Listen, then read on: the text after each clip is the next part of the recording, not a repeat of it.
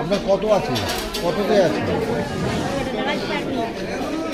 আমাকে গেলে হবে 32 ঢুকিয়ে দিই তো 32-এ এখন না পরে না ওই পাশটা কি না ওই পাশটা কি দাঁড়ান না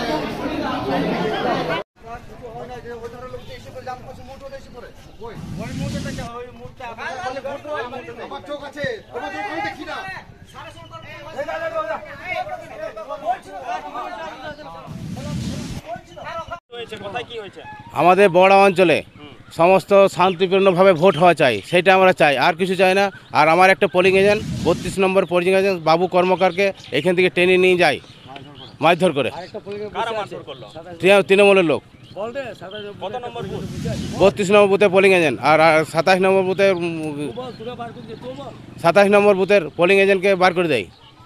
28 নম্বর বুথের এখন পর্যন্ত বসে কোনো অসুবিধা নেই। 33 নম্বরকেও তাই বার করে দেয়।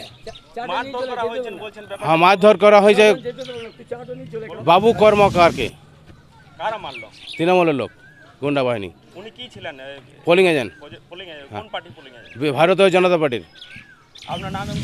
গোপীনাথ দাস, অঞ্চল প্রমুখ।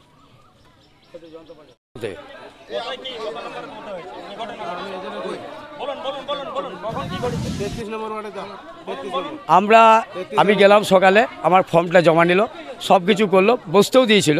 দেওয়ার পর অফিসের কিছুক্ষণ পরে উনি আমাকে বললেন যে আপনার সইটা মিলছে না। আমি ওনাকে বললাম তাহলে আমাকে আরও 3টে সই দেখান, আমার যেটা নিয়ম প্রডিউসার মেনটেন। প্রশাসনরা বললো প্রশাসনকে তো অসম্মান করতে পারি না। কেন্দ্র বাহিনী বললো, পুলিশরাও বললো যে আপনি বেরিয়ে যান। আমি কাইন্ডলি বেরিয়ে এসেছি, এইটুকুই আমার সাথে। আমরা পোলিং এজেন্ট আমাদের সই না মেলানো পর্যন্ত আমাদেরকে বার করে দিয়েছে।